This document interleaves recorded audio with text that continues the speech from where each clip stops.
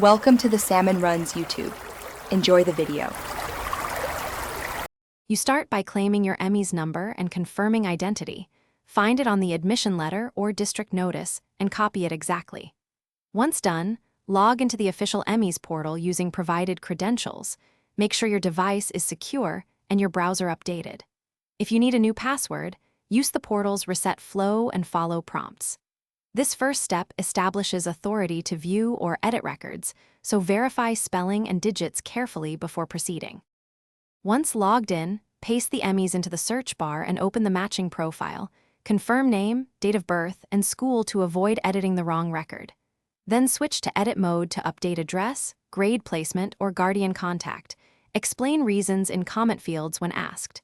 Make sure uploaded supporting documents meet size and format rules and attach them to the correct sections. Save changes frequently.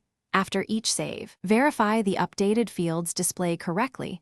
To finish by reviewing every field and clicking Submit or Finalize so changes propagate to central records. Make sure you see a confirmation message.